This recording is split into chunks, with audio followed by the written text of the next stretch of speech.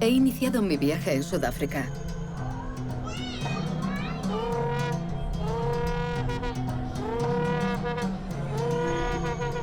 Aquí, los bosquimanos son el color que falta en la nación arcoíris. Su origen se olvidó hace mucho. Para evocar su pasado, comprender la fascinación que los bosquimanos ejercen sobre nosotros y encontrar a sus descendientes, he partido de Ciudad del Cabo, donde llegaron los primeros europeos. Para huir de ellos, los bosquimanos y sus primos, los Khoi, emigraron más al norte.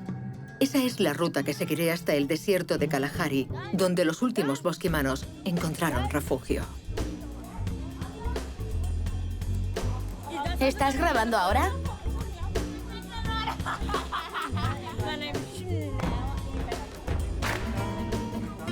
En este suburbio de Ciudad del Cabo, hay descendientes lejanos de los primeros habitantes de la península. Pero al mezclarse y adaptarse durante siglos, son pocos los que reivindican esa filiación. Mary Jansen y su familia me han acogido en su casa. Ellos luchan para que se reconozca su legado bosquimano. Se piensa que en Sudáfrica solo hay negros y blancos. Sí, hay negros y blancos, pero también estamos nosotros, los pueblos indígenas. Nosotros, los bosquimanos y los Khoi, estamos totalmente olvidados. Durante el apartheid luchamos por la libertad y por eso estuvimos con los negros. Pero desde 1994, cuando acabó el régimen, nos han dado totalmente de lado. Poco negros ahora, ni lo bastante blancos antes bajo el apartheid. Al no encontrar su lugar, los descendientes de los bosquimanos han perdido sus raíces y su identidad. Todos los sistemas políticos de Sudáfrica, desde Jan van Riebeeck en el siglo XVII, pasando por el apartheid, han conseguido robarnos nuestra verdadera identidad. Por eso ahora nos resulta tan difícil conseguir esa conexión entre los bosquimanos y nosotros. Durante el apartheid, los bosquimanos y los Khoi fueron inscritos muy a su pesar en la categoría de color. Y esa identidad impuesta conllevaba las injusticias de la época. El origen de este suburbio, Cape Flats, es una historia muy triste. Durante el apartheid, el gobierno expulsó de su barrio a todos los que entraran en la categoría de color y los metió aquí para dejar sitio a los blancos en el centro de la ciudad. John y su amiga me llevan a Lavender Hill, un barrio especialmente desfavorecido de Cape Flats.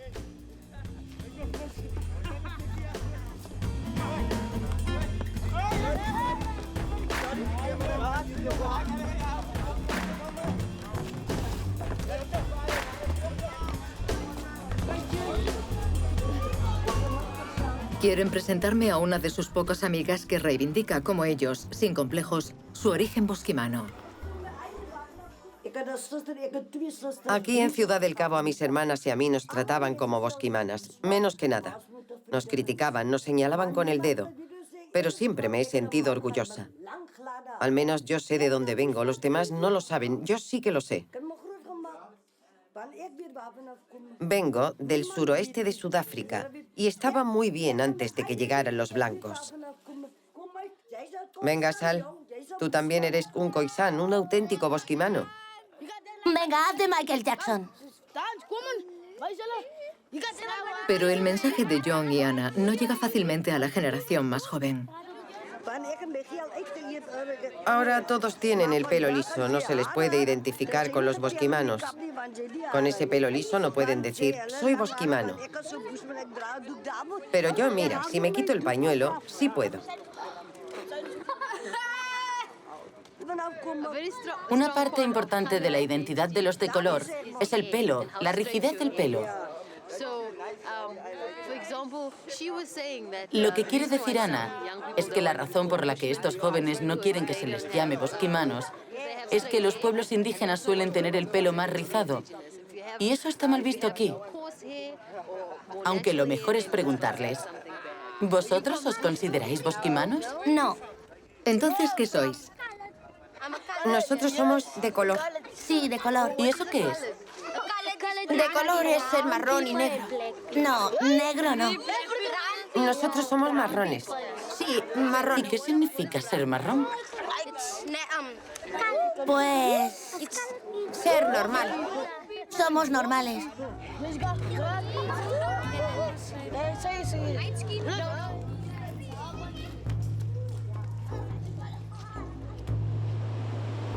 La vergüenza de ser bosquimano, el miedo a ser estigmatizado o tratado como alguien primitivo, atrasado, se remonta a la llegada de los europeos aquí, a Ciudad del Cabo, en el siglo XV. Para comprender ese aniquilamiento cultural, he quedado con un hombre que intenta recuperar las lenguas bosquimanas. Nigel Crowell ha encontrado incluso algunas de esas lenguas de chasquidos que se creían extinguidas.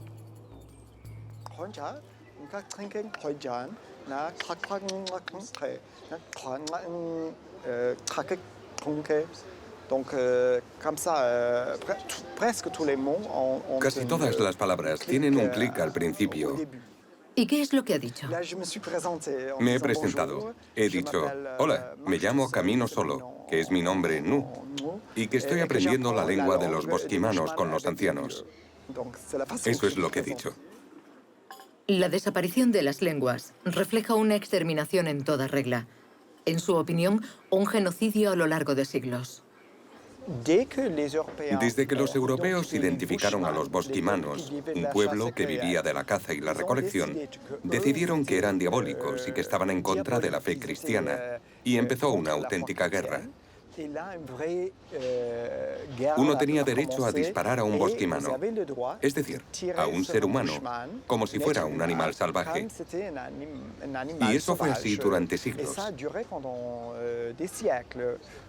Había granjeros que tenían permisos y podían decir, yo he matado a 300 hombres, mujeres y niños.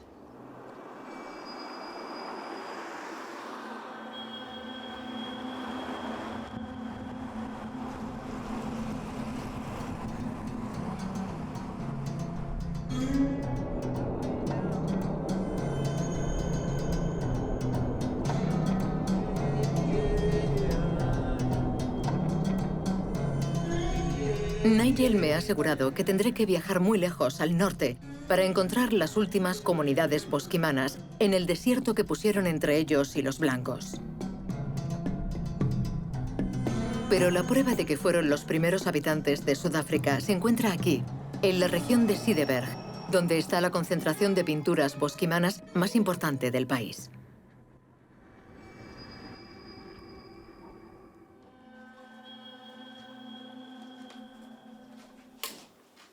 En Clan William, David es uno de los pocos guías que recibió una formación sobre estas pinturas por parte de profesores de universidad que también analizaron su ADN para aclarar el misterio de sus orígenes.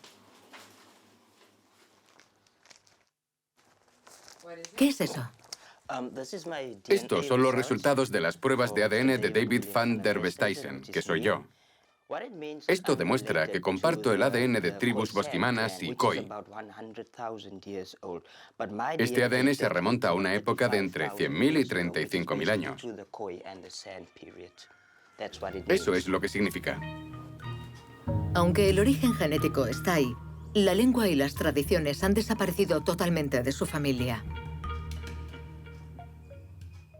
Claro que me gustaría hablar una de las lenguas bosquimanas o Khoi, pero es difícil pronunciar los clics. Tengo amigos que las hablan y actualmente estudio todo lo que puedo para conocer mejor mis raíces Khoi y San. Estoy leyendo mucho sobre el tema. Antes de llevarnos a ver las pinturas de sus antepasados, quiere enseñarnos otro vestigio, otra herencia de su ciudad, la del apartheid.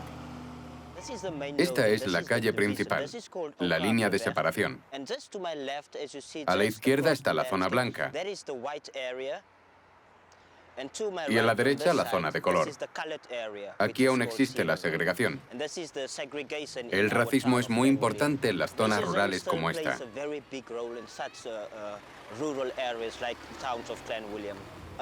Mi madre me ha contado que cuando era joven era muy duro. En el hospital, ahí a la izquierda, había una sala de atención para los blancos y otra para nosotros. Hoy en día aún hay asilos separados. Por desgracia, la separación sigue existiendo. ¿Y cómo le hace sentir eso? Pues muy triste. Me gustaría que la ciudad de Clan William se uniera y dejara de estar dividida.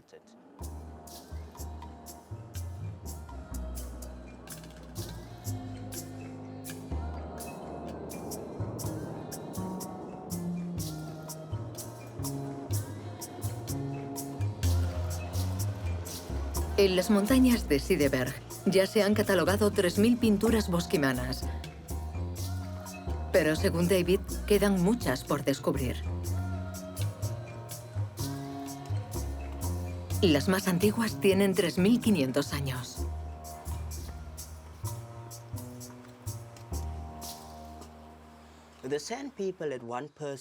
Los sanadores tradicionales bosquimanos, los chamanes, entraban en un estado de trance muy profundo. Sus almas abandonaban sus cuerpos. En ese universo espiritual, se veían a sí mismos como seres medio humanos, medio animales, y con posiciones y formas extrañas. Eso es lo que pintaban en la roca después del trance. Me he quedado con David para meditar sobre lo que desapareció aquí. Esa vida acompasada por los trances de los chamanes y el respeto por los espíritus del desierto, las montañas y el agua. Intento imaginarme ese mundo encantado antes de partir hacia Namibia, hacia los últimos bosquimanos.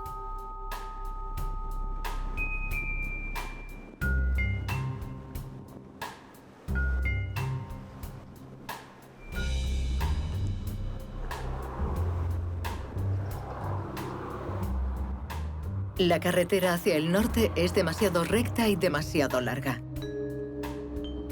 La monotonía solo se ve alterada por la presencia de alguna persona. Buenos días. Hola, buenos días. ¿Cómo está? Bien, ¿y usted? Bien, ¿a dónde va? A Padcap. Si quiere, le llevamos, nos pilla de paso. Sí, gracias.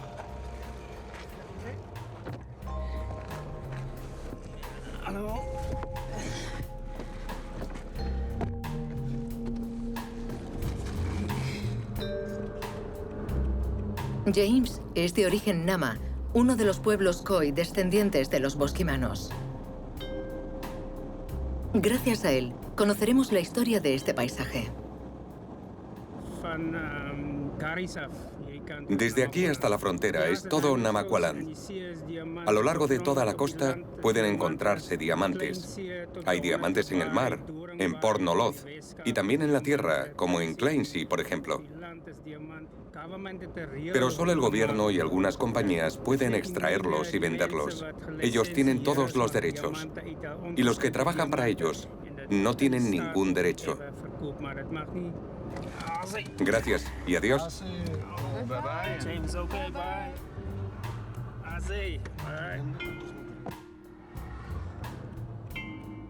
Después de despedirnos de James, decidimos desviarnos para ver esas minas.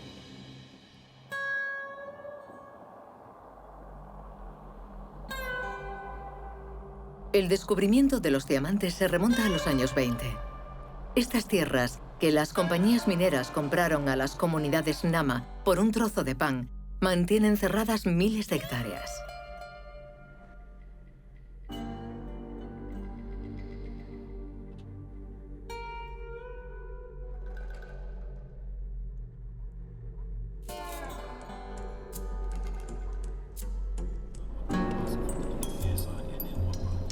Las cámaras no son bienvenidas en Clancy. Lo mejor será hacerse pasar por un simple turista para visitar la mina, donde las consignas de seguridad son draconianas.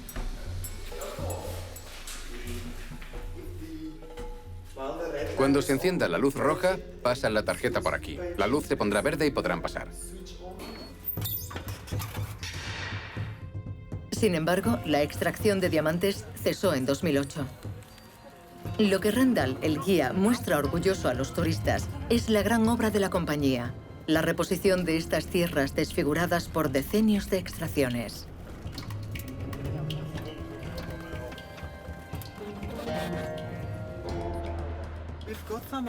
Aún tenemos camiones y muchas máquinas trabajando, como estas de aquí. Todas las máquinas trabajan en la rehabilitación del lugar y en el mantenimiento de las carreteras. Esa inmensa excavadora pesa unas 3.500 toneladas. En total, le ha costado a la sociedad 2 millones de euros.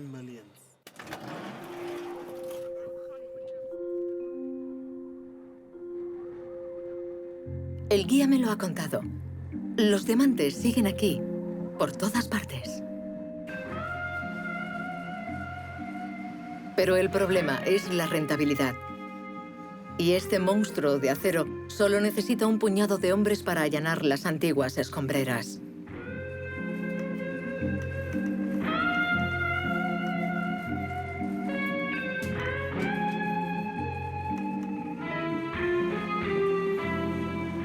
Un movimiento que casi hace olvidar que a pocos kilómetros de aquí fue despedida una ciudad entera.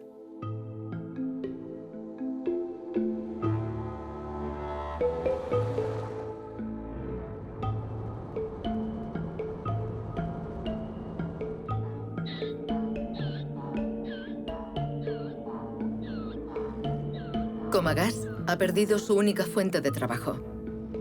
Aquí la comunidad Nama solo puede alimentarse de su frustración y jugar para pasar el tiempo.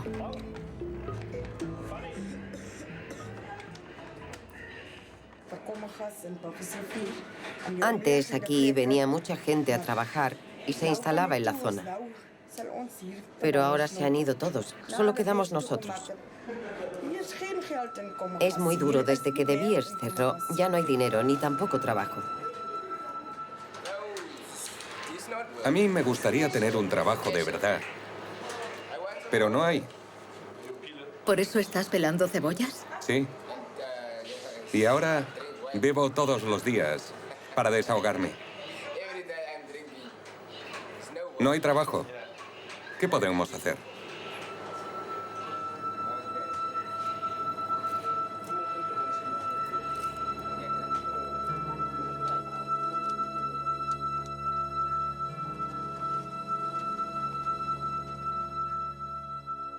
Namaqualand se ha convertido en una tierra oscura, donde hasta el sol incumple su deber de hacer bailar a las sombras. La única luz para la comunidad Nama se encuentra aquí, 200 kilómetros más al norte, en el parque de Richterbel. Al final del apartheid, sus 4.000 habitantes iniciaron su empeño de recuperar las tierras de sus antepasados y recibir compensaciones por los diamantes extraídos durante 80 años. Pero el dinero tarda en llegar, y esta victoria, que no tiene precedentes, no salta a la vista para los viajeros de paso.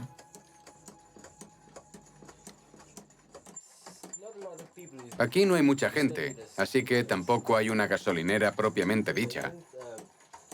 No sería rentable.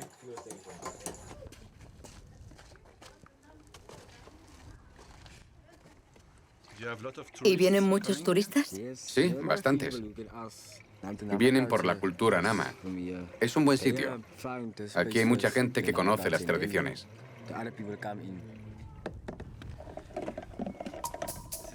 Ya está. ¿Será bastante para la ruta? Sí, tranquilos.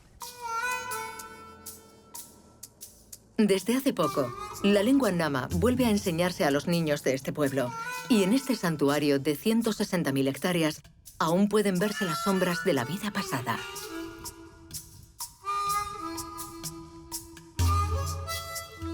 Antes de dejar Sudáfrica, he quedado con William. Junto con su mujer, son probablemente los últimos pastores Nama y los últimos que perpetúan la tradición nómada.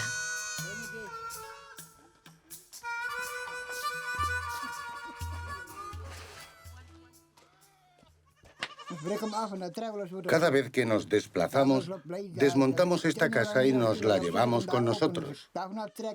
Cada vez que encontramos un pasto, volvemos a montarla, y siempre así. Es muy cómoda. ¿Y los animales duermen dentro en invierno? Sí. Cuando hace mucho frío por la noche, como hoy, duermen aquí con nosotros. ¿No preferirían estar en una casa en el pueblo? No, yo estoy muy bien aquí. Me gusta la vida al aire libre y además estoy con mi marido. En cuanto anochece nos metemos aquí, pero no nos acostamos enseguida. Cantamos, hablamos, comemos y después hago la cama y nos acostamos. Sus hijos han abandonado esta vida nómada y viven en los pueblos de la región. Puede que William y Sana no le transmitan a nadie esta última tradición nama. Aunque a mí no me quede mucho tiempo, no significa que la próxima generación tome el relevo. Si quieren, lo harán. Es su elección. Ya se verá. En todo caso, la vida sigue. Como tenemos que retomar la carretera, nos hemos despedido en su lengua, en nama. Bueno, lo hemos intentado. Can cheng kung. Can cheng kung. Can can. Bye bye. Adiós. Adiós. Adiós. A pesar de su soledad y del anochecer, pienso que a veces, brevemente, estas sombras podrían revelar la luz.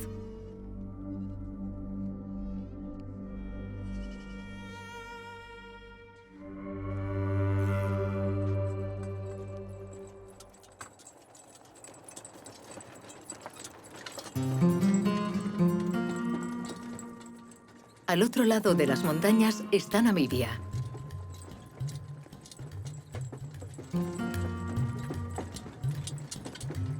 Aquí en la carretera se encuentra a gente como Cornelius. Con un poco de suerte, podremos recorrer parte del camino con él. ¿Hace este trayecto a menudo? 2 o 3 veces por semana. El resto del tiempo me quedo en casa, donde están mis cabras. Es más tranquilo. Cornelius también es un pastor nama, pero se ha vuelto sedentario. Porque estas inmensidades pertenecen ahora a otra persona. Cornelius ha querido enseñarme sus tesoros. Un gallo, algunas cabras, un buen amigo y su casa improvisada. Pero sobre todo ha querido compartir su secreto, unas cuantas piedras y sueños. ¿Qué es eso? La verdad es que no estoy seguro. Un día, cerca de aquí, las vi en el suelo y las cogí.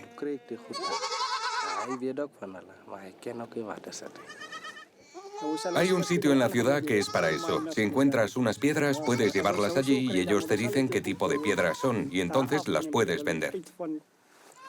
Pero si son diamantes, podrían darles mucho dinero.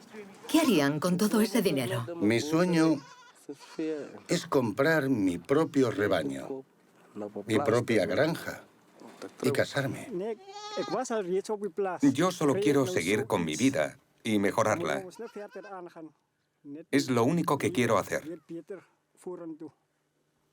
Nunca utilizaría ese dinero para ir a la ciudad. Aquí vivo bien. Y quiero seguir así.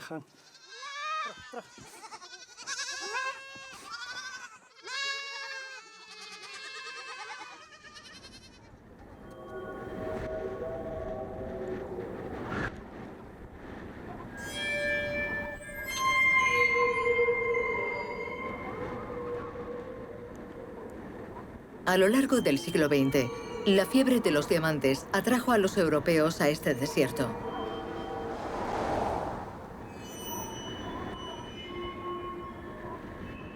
Han dejado huellas como este pueblo fantasma, fundado por los alemanes que colonizaron el país entre 1884 y 1915.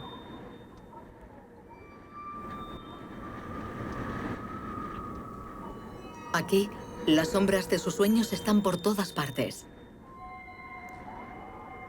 Pero hay otras que rondan por Namibia, unas sombras mucho más inquietantes.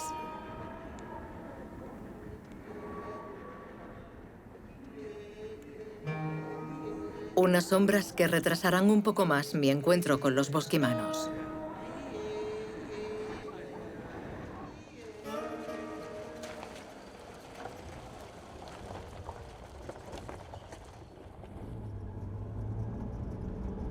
Me desvié para conocer a Ana. Ella es nieta de un superviviente. Los Nama fueron las víctimas del primer genocidio del siglo XX. Un genocidio perpetrado por los alemanes en esta colonia del fin del mundo entre 1904 y 1907. Un genocidio perfectamente olvidado, salvo por los descendientes de los supervivientes, como ella.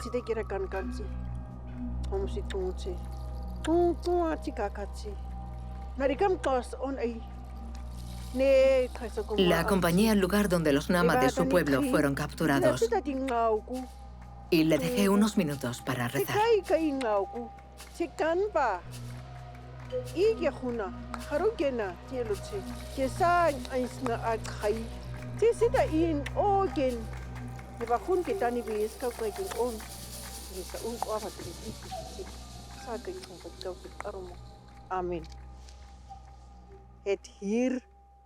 Le he pedido al Señor que les perdone. Las masacres empezaron aquí. Es donde traicionaron a nuestros antepasados. Aquí empezó su martirio. He rezado para que Cristo perdone a todos los alemanes y para que nos conceda a todos su perdón.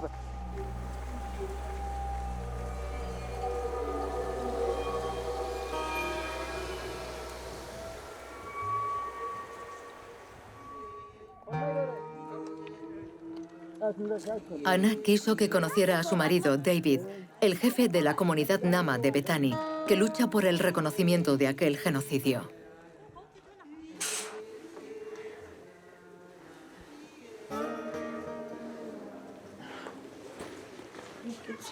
Siéntese, por favor.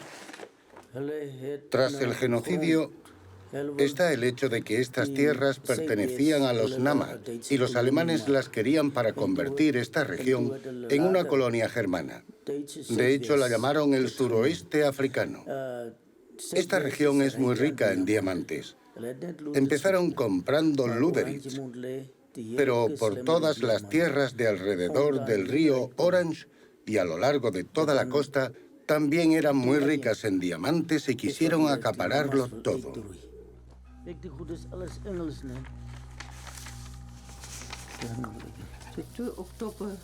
Estas son las órdenes de exterminio de 1904 y del 22 de abril de 1905. En 3 años murieron casi 60.000 hereros, otro pueblo de Namibia, y 10.000 Nama.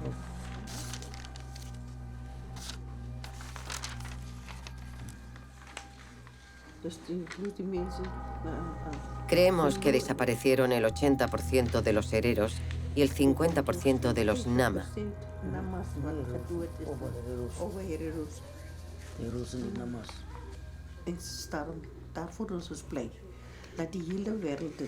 Me alegra que la gente conozca este genocidio, porque esta historia es totalmente desconocida.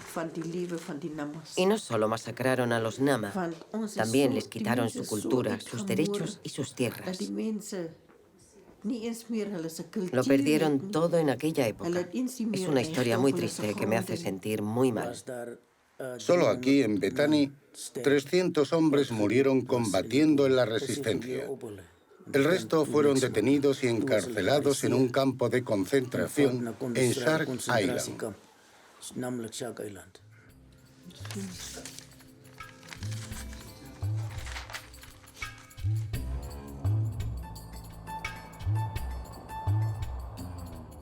Siguiendo esta vía férrea construida por los prisioneros reducidos a la esclavitud, llegamos a Luderitz y Shark Island, uno de los primeros campos de concentración alemanes de la historia y uno de los peores de Namibia, según se dice.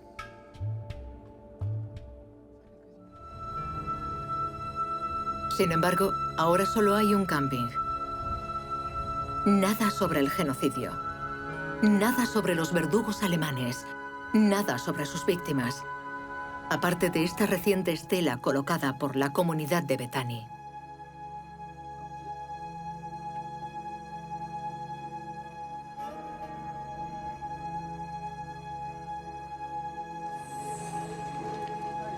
En la ciudad me han aconsejado ir a la escuela para saber más sobre Shark Island.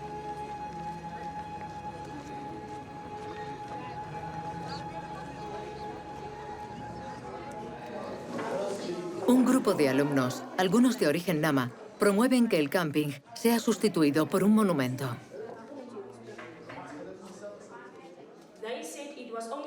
Verushka y sus amigos también intentan informar a sus compañeros.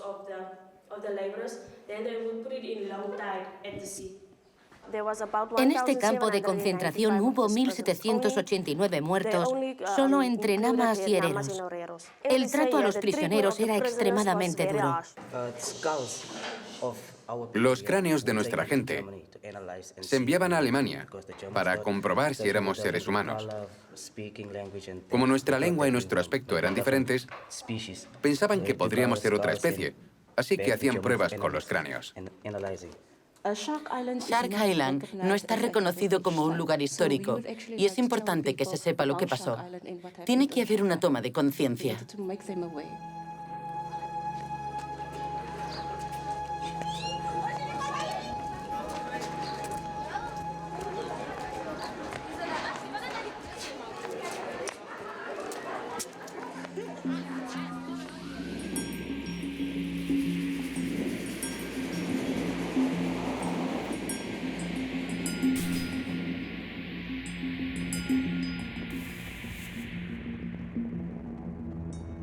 Para encontrar el rastro de los últimos bosquimanos en Namibia, hay que alejarse de esta costa cargada de fantasmas del genocidio.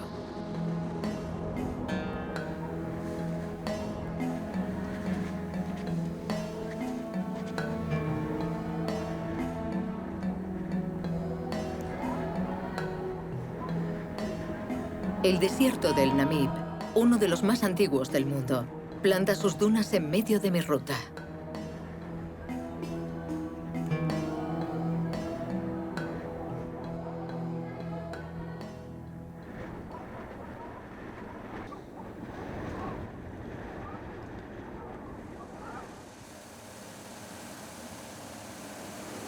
Aquí, para descifrar mejor las sombras, hay que tomar un poco de altura.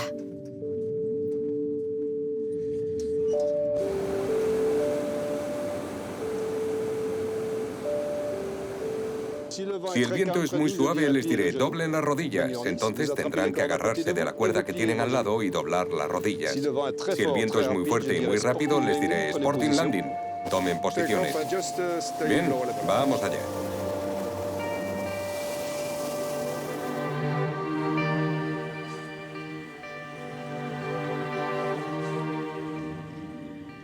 En esta inmensidad, los bosquimanos no son más que un recuerdo muy lejano. Antes atravesaban las dunas e iban hasta el mar para pescar, pero ahora con las vallas y todo eso, se quedan en el Kalahari. Había uno que salía antes y dejaba huevos de avestruz llenos de agua en algunos puntos. Entonces el grupo atravesaba el desierto y así tenían provisiones de agua a lo largo de toda la ruta. Iban a pescar y regresaban. Sabían localizar dónde habían escondido los huevos de avestruz. En el horizonte, a cientos de kilómetros de aquí, hay otro desierto, el Kalahari, donde viven las últimas comunidades bosquimanas.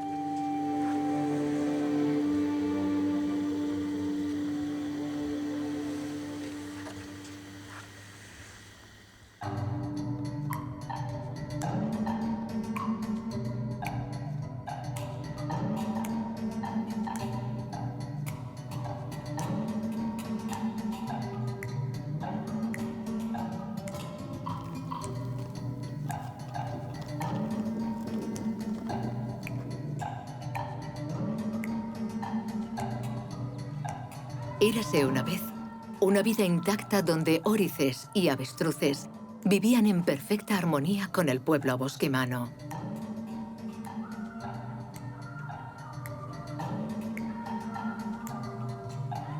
Érase una vez uno de los pueblos más antiguos del mundo que durante 20.000 años había conservado su modo de vida basado en la caza y la recolección. Un mundo donde Kortman y su familia seguirían viviendo como nómadas entre Botsuana y Namibia, y donde la naturaleza les ofrecería todo lo necesario para su comodidad. Ven a ver. Si por la noche hay mosquitos que nos pican y queremos que se vayan, hacemos una hoguera y ponemos estos granos en el fuego. Así el olor del humo aleja a los mosquitos.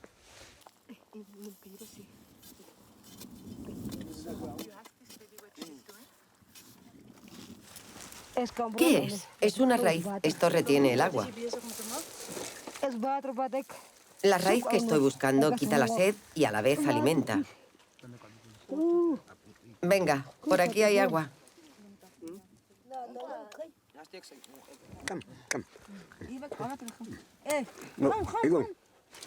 Está bueno.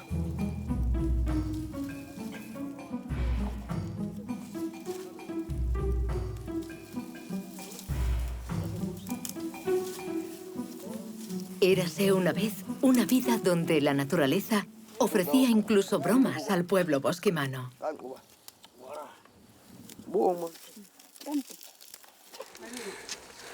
Toma, coge este grano.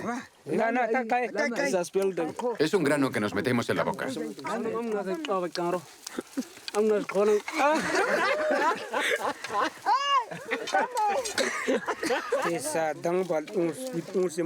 Siempre gastamos esta broma. Te metes el grano en la boca, lo masticas un poco y cuando explota hace que te sobresaltes.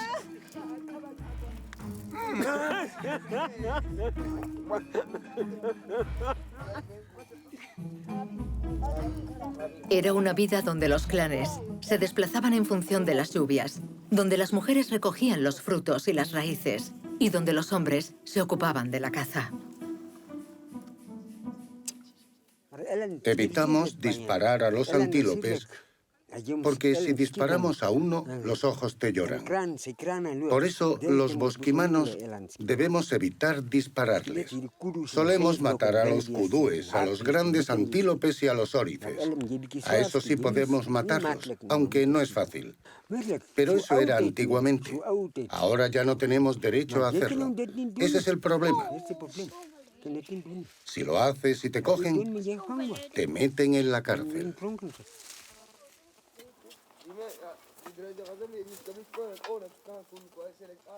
El verdadero problema es que todo esto es una farsa que se hace para los turistas.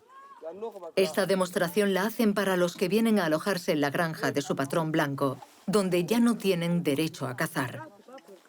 Voy a ponerme algo encima de lo que llevo.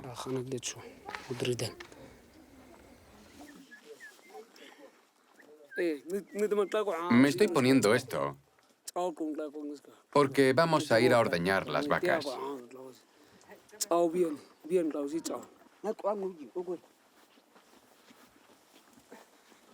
El verdadero problema es que Namibia ya no está adaptada a las tradiciones de los bosquimanos. Cuando no hay turistas a los que acompañar, Kortman y su hijo vuelven a su vida normal. En las granjas nos ocupamos de los cultivos, de las vacas.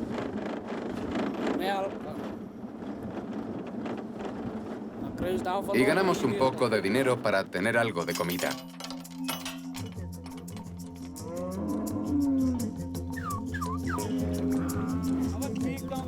A lo largo de los años, su mundo se ha llenado de barreras y los nómadas del Kalahari se han vuelto sedentarios. Fueron mis padres. Mis padres decidieron que nos instalaríamos aquí. Uno no puede oponerse a sus padres. No puede decir que no. Les seguimos y ya está. La vida es un poco dura, pero seguimos adelante. ¿Nos acostumbramos a esta vida o la vivimos?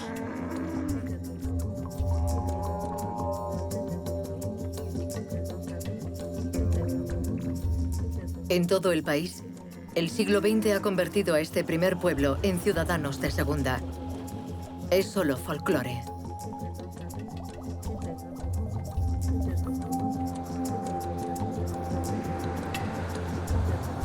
Algunas ONGs están intentando ayudar a los bosquimanos.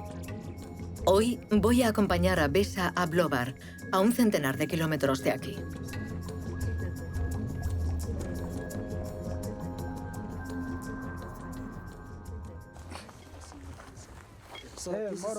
Hola, ¿cómo está? Bien, ¿y usted? Él es el jefe tradicional. En Blobar también se sobrevive gracias al trabajo ocasional en las granjas y a los espectáculos de danzas tradicionales.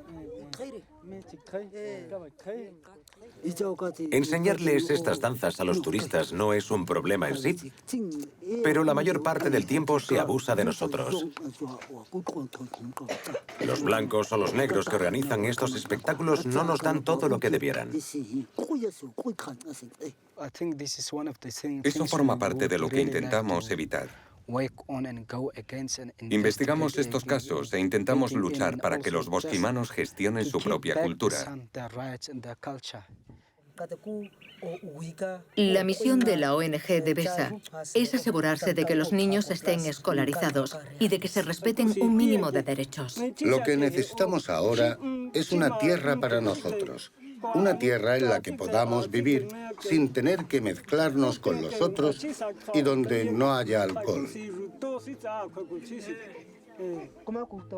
Aquí, como en toda Namibia, la modernidad ha llegado a los bosquimanos con todos sus males: el alcoholismo, la aculturación y el paro.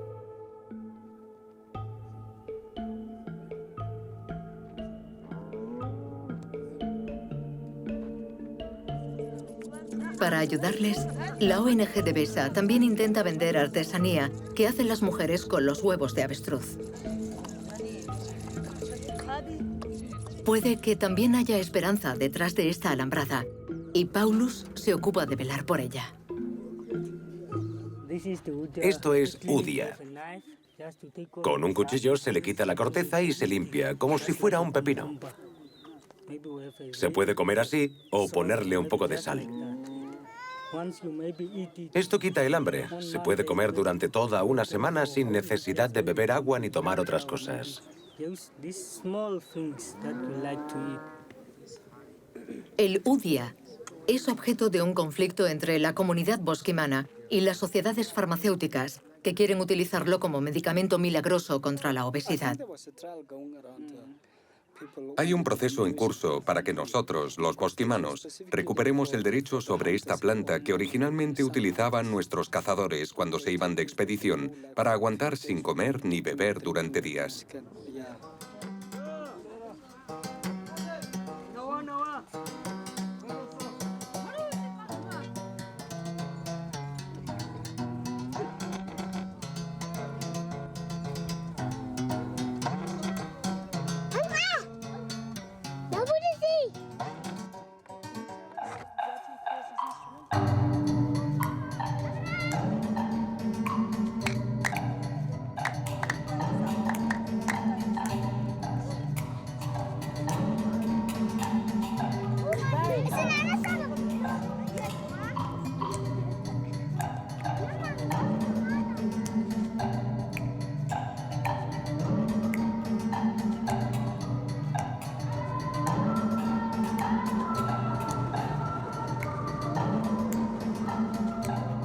En este suburbio viven los bosquimanos atraídos por los trabajos que les ofrece la ciudad de Gobabis.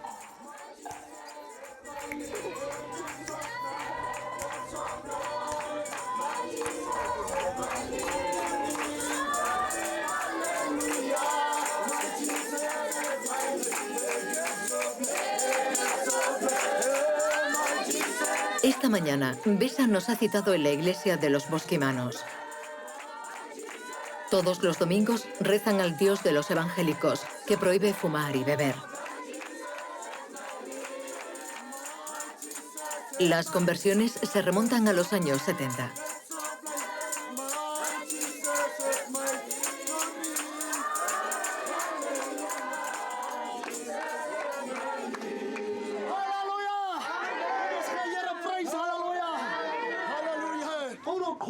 Es hora de hablar y contarnos lo que Dios ha hecho por vosotros. Así que venga, salid aquí y contádnoslo. Yo quiero darle las gracias a Dios. Quiero agradecer a Dios haber salvado mi alma.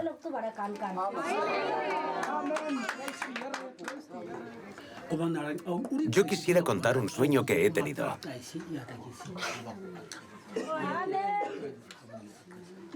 Iba conduciendo un camión por una carretera y me gustaría saber si tiene algún significado.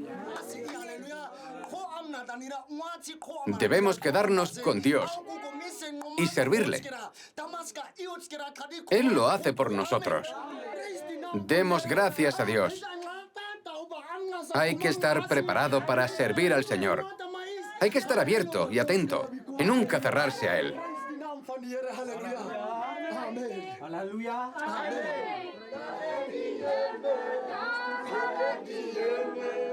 La mayor parte de los bosquimanos ha cambiado a su dios tradicional, el que les ayudaba a encontrar comida y animales en la naturaleza, por el dios de los cristianos.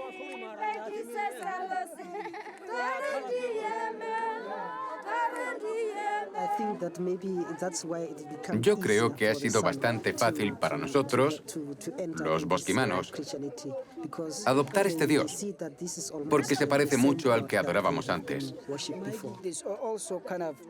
El problema es que también amenaza a nuestras tradiciones, porque ya no tenemos derecho a participar en las danzas y los trances, ni a ver a los chamanes. Está considerado como brujería, y la gente lo ha dejado un poco de lado para centrarse en el cristianismo. ¿Eso significa que los chamanes podrían desaparecer? Sí, claro, podrían desaparecer.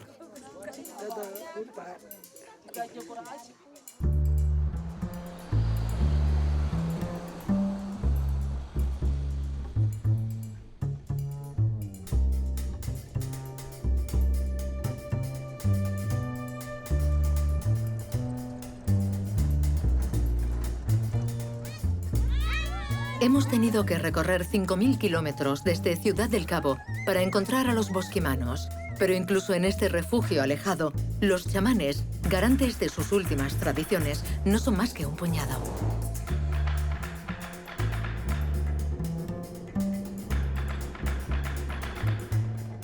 Daniel nos lleva a 200 kilómetros de aquí, a la frontera de Botsuana, para que conozcamos a su tío, el último chamán de la región.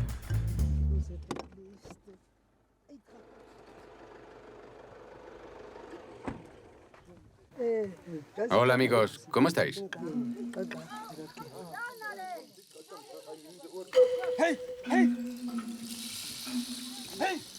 Pero ni siquiera en este aislamiento consiguen cazar ni alimentarse de la tierra, pues todo lo que les rodea pertenece a otros.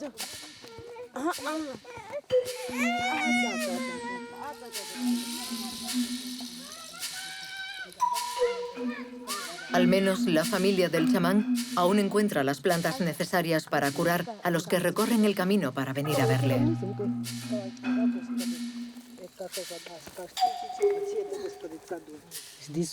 Esto es un remedio para el pecho y el corazón. También se les da a las mujeres embarazadas el mismo día del parto.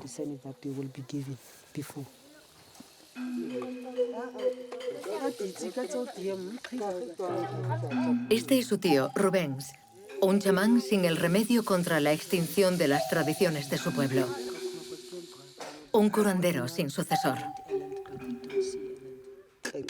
Saben, hay que tener un espíritu puro para ver el mal en el interior de la gente y hacer que salga. El problema es que el procedimiento para llegar a ser curandero, un auténtico chamán, es muy difícil y muy doloroso. Pocos jóvenes tienen ganas de serlo. Así que los ancianos como yo no tenemos a nadie a quien transmitirle nuestros poderes. Yo ya no tengo niños a quienes enseñar. Se van y crecen en otros lugares, donde aprenden otras cosas, pero no nuestras tradiciones. Todo eso me da mucha pena.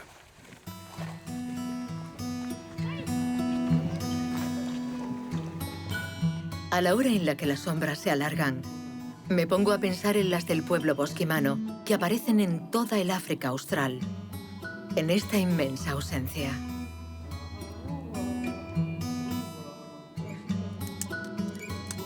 Pienso en sus descendientes Nama, que he encontrado por el camino, en sus identidades heridas y en su drama. E intento aprovechar estos momentos con Rubens y su familia. Intento no pensar que incluso aquí, su cultura, una de las más antiguas del mundo, se extingue y que nuestra modernidad es la responsable.